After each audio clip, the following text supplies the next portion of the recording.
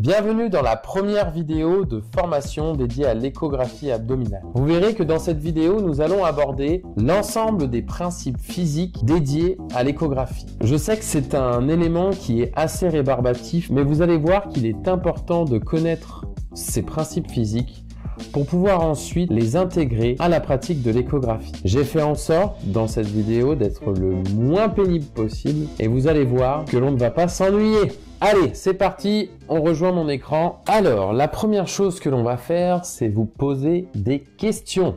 Alors, selon vous, est-ce que le principe échographique repose sur la réflexion d'ondes électromagnétiques? Je vous laisse quelques secondes pour y répondre.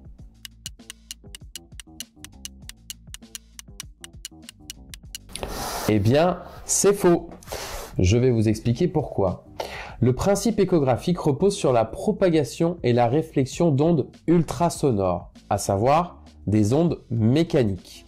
Elles sont émises par des cristaux piézoélectriques qui sont situés au niveau de la sonde échographique.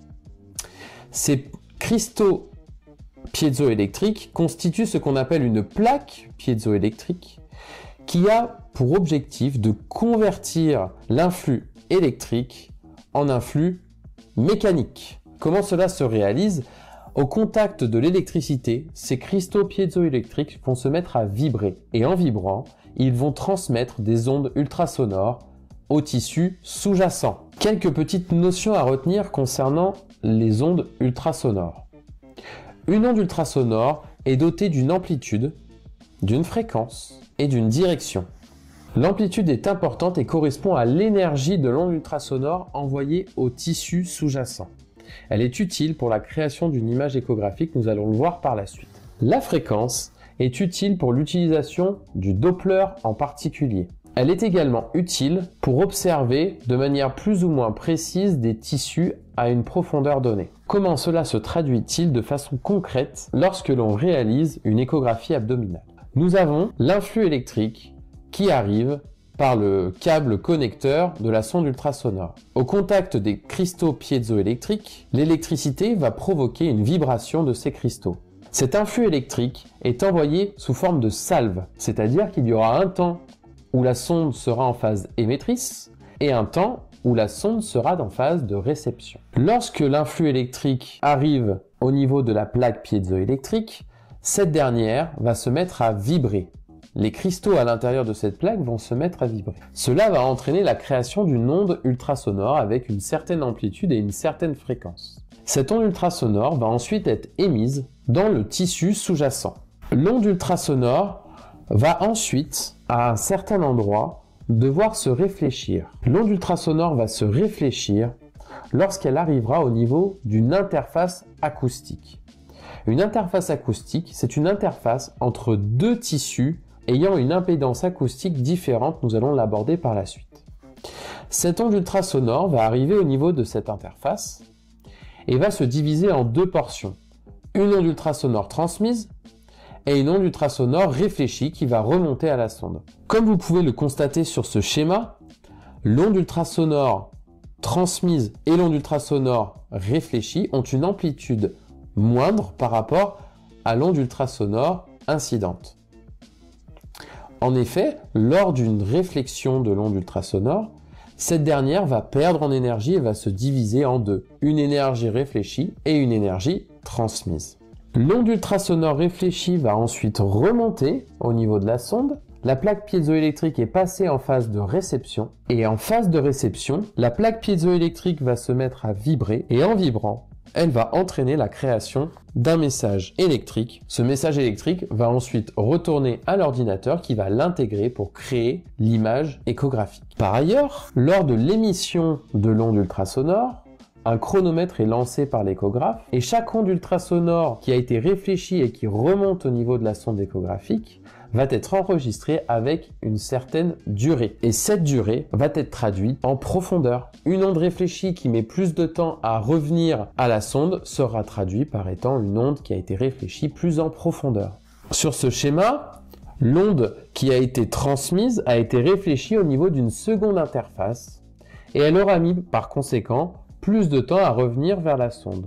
Donc, l'onde ultrasonore réfléchie aura mis plus de temps à revenir que la première onde ultrasonore et par conséquent l'ordinateur aura enregistré comme étant une onde qui a été réfléchie plus en profondeur.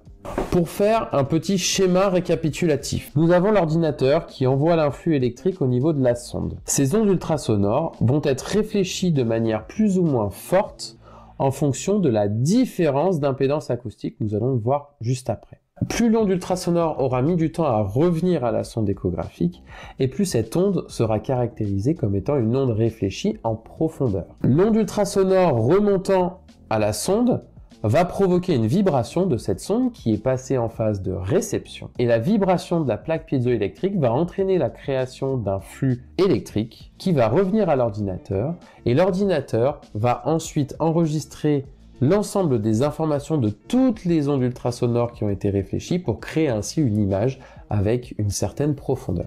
Place à la deuxième question, c'est parti. Les ultrasons se propagent-ils dans les tissus osseux selon vous?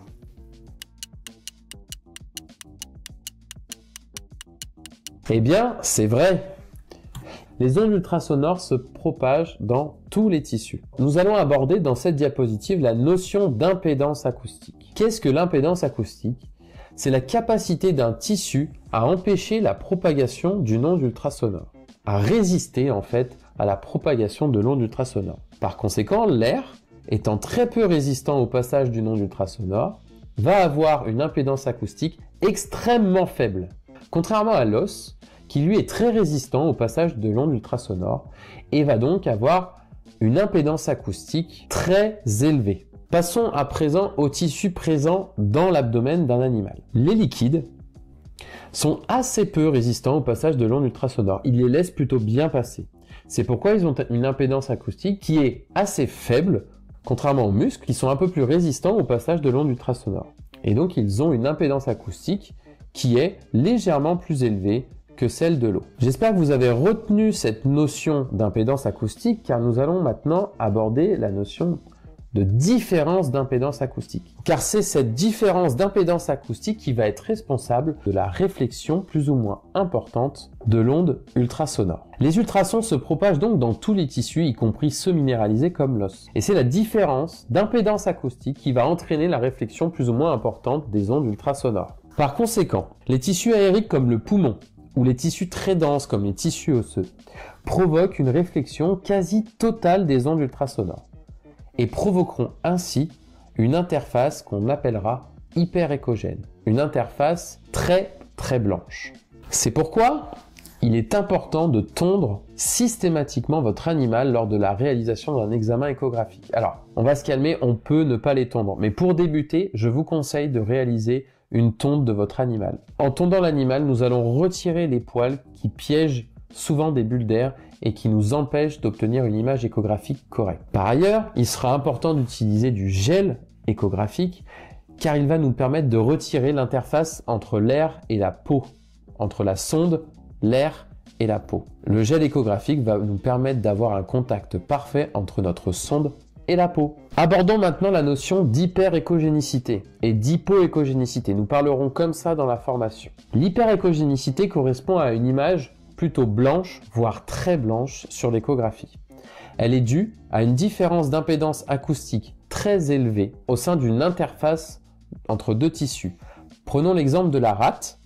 La rate est constituée d'un mélange de sang et de tissu, du vasculaire en particulier. Et bien cette différence entre le sang qui est un contenu plutôt liquidien et les tissus qui ont une impédance acoustique un petit peu plus élevée, nous allons avoir une réflexion assez importante des ondes ultrasonores au niveau de la rate. C'est pour ça que la rate aura une échogénicité assez élevée par rapport à d'autres tissus. Abordons maintenant la notion d'hypoéchogénicité. Eh bien, c'est totalement l'inverse. L'hypoéchogénicité correspond à une image plutôt noire sur notre image échographique. Elle est due à une faible différence d'impédance acoustique. Prenons l'exemple de la vessie. La vessie est un organe contenant l'urine qui est essentiellement constitué d'eau, d'un milieu liquidien. On a vu que les milieux liquidiens possédaient une impédance acoustique plutôt faible, laissent plutôt bien passer les ondes ultrasonores et étant totalement homogènes, nous n'allons avoir quasi aucune réflexion d'ondes ultrasonores au niveau de la vessie. Voici à peu près une gamme d'écogénicité que l'on pourra retrouver au niveau d'une échographie abdominale. Nous avons les tissus plutôt hypoécogènes, donc les liquides, la vessie, la vésicule biliaire. Le sang, on peut avoir tendance à trouver, à déceler et à voir certains flux sanguins sans utiliser le Doppler. En effet, dans les vaisseaux, les globules rouges, voire les microcoagulations peuvent se voir à l'échographie, à la différence de la vessie ou de la vésicule biliaire. C'est pourquoi nous aurons une échogénicité qui sera un tout petit peu plus échogène qu'un liquide totalement pur.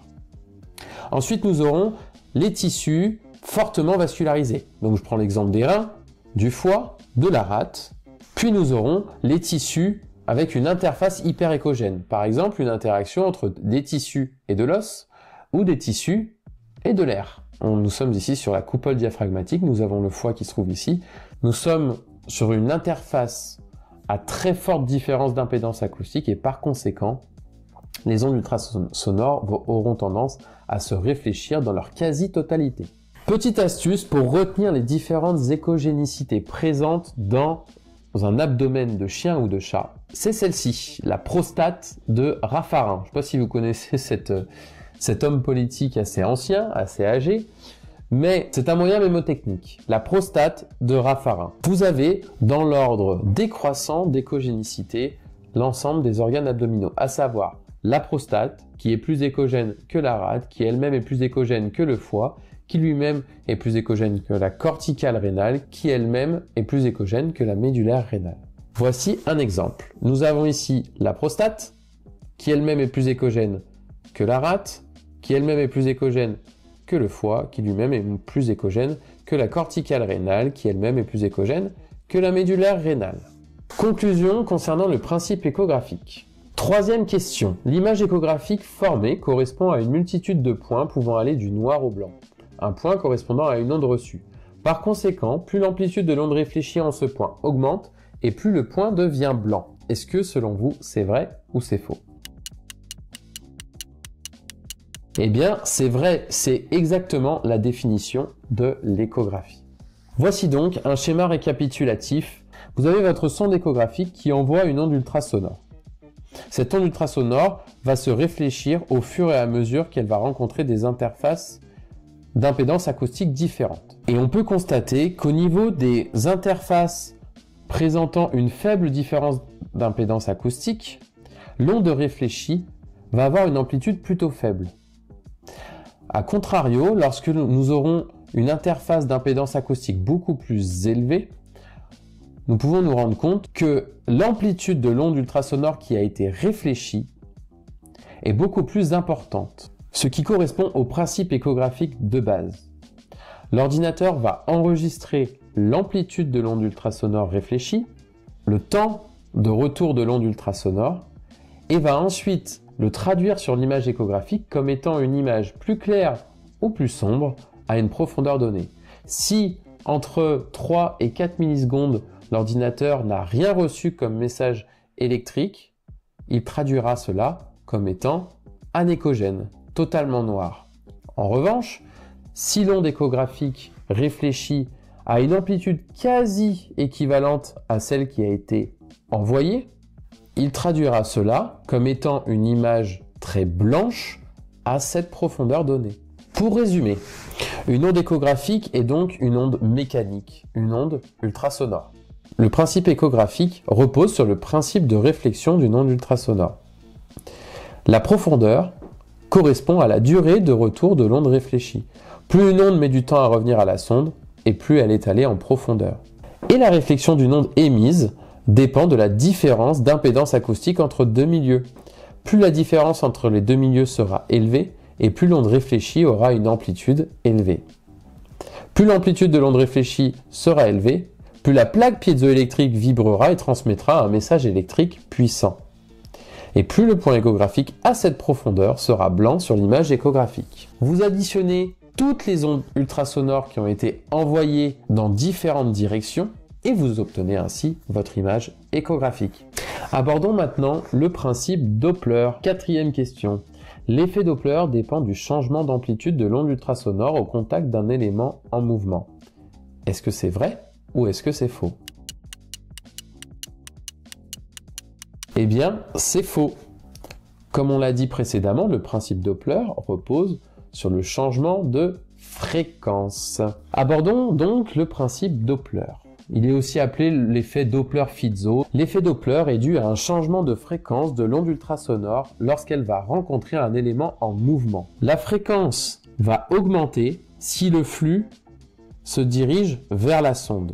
Si le flux s'éloigne de la sonde, cela va ralentir la fréquence de retour. En conséquence, on peut ainsi calculer la vitesse de circulation du flux. Pour ce faire, voici la technique. Nous avons la vitesse du flux qui est égale au différentiel de fréquence entre l'onde reçue et l'onde émise, fois la vitesse de l'onde émise, que l'on connaît car c'est la sonde qui l'envoie, divisé par la fréquence de l'onde émise. Et nous obtenons ainsi la vitesse du flux. Le principe Doppler est très important dans la pratique de l'échocardiographie.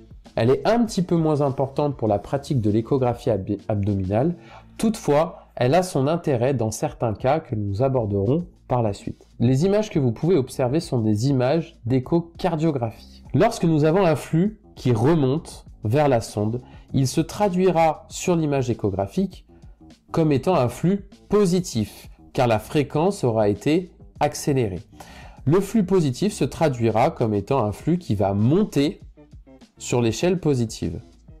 Le flux négatif, quant à lui, va alors diminuer, car il diminue la fréquence de l'onde réfléchie.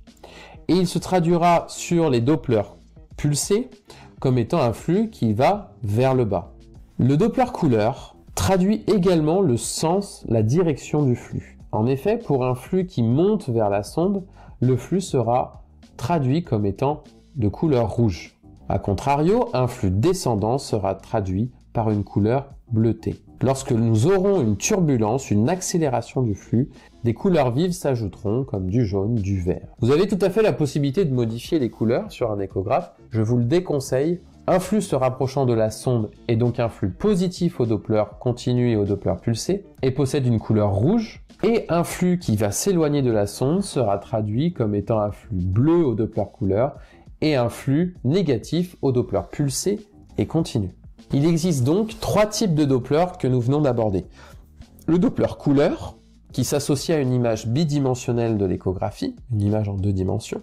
Le Doppler pulsé et le Doppler continu, qui sont 2 Dopplers qui vont être réalisés sur un graphique. Le Doppler couleur, comme nous l'avons dit, permet de déceler la direction des flux. Un flux allant en direction de la sonde va augmenter la fréquence de l'onde ultrasonore réfléchie et sera traduit sur l'image échographique comme étant de couleur rouge. A contrario, un flux s'éloignant de la sonde va entraîner une diminution de la fréquence de l'onde ultrasonore réfléchie et sera traduit sur l'image échographique comme étant de couleur bleue. En ce qui concerne le Doppler pulsé, la différence avec le Doppler continu, c'est qu'il permet de mesurer une vitesse de flux inférieure à 2 mètres par seconde. Pourquoi? Car le Doppler pulsé demande à la sonde échographique d'entrer en phase d'émission et de réception à un instant différent. C'est-à-dire que le cristal piézoélectrique sera à un instant émetteur, puis à l'instant suivant récepteur. Les flux allant en direction de la sonde vont ainsi augmenter la fréquence de l'onde réfléchie et seront traduits par une image graphique de flux positif montant. A contrario, les flux s'éloignant de la sonde seront responsables d'une diminution de la fréquence de l'onde réfléchie et se traduiront sur l'image échographique du Doppler pulsé comme étant un flux négatif allant vers le bas sous la baseline. Le Doppler pulsé permet de mesurer des vitesses de flux inférieures à 2 mètres par seconde. En effet, c'est le Doppler le plus utilisé en échocardiographie car l'ensemble des flux aortique, pulmonaire, mitral, tricuspidien ont une vitesse qui est inférieure à 2 mètres par seconde. Il permet de détecter des flux de petite vitesse, à la différence du Doppler continu, où il est demandé à la sonde échographique d'être réceptrice en permanence. Donc là, au lieu d'avoir un cristal qui est un moment émetteur, un moment récepteur, nous aurons un cristal qui sera émetteur et un cristal différent qui sera récepteur. Le cristal qui est émetteur sera juste à côté du cristal récepteur, ce qui nous permet d'obtenir des flux de vitesse beaucoup plus importantes, supérieures à 2 mètres par seconde et on peut aller jusqu'à 6-8 mètres par seconde.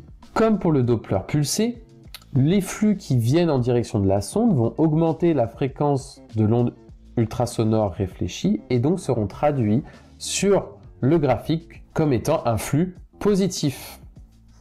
A contrario, un flux qui va s'éloigner de la sonde aura entraîné une diminution de la fréquence de l'onde ultrasonore réfléchie et sera traduit comme étant un flux négatif sous la baseline descendant. Et donc, comme je l'ai dit, le Doppler continu permet de mesurer la vitesse de flux supérieure à 2 mètres par seconde.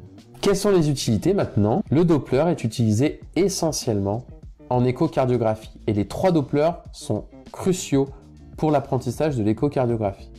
En ce qui concerne l'échographie abdominale, le Doppler couleur a une importance pour la visualisation de la vascularisation de certains organes, notamment la rate, le foie, les reins, l'aorte, la trifurcation aortique, les surrénales. Et le Doppler pulsé nous permet d'obtenir la mesure du flux portal qui aura un intérêt dans les diagnostics d'hypertension portale, de shunt portosystémique, etc. La vidéo de présentation du principe échographique se termine. J'espère que vous aurez tout compris. Si ce n'est pas le cas, n'hésitez pas à nous le faire savoir sur le questionnaire prévu à cet effet ou nous recontacter par mail et nous répondrons dans les plus brefs délais.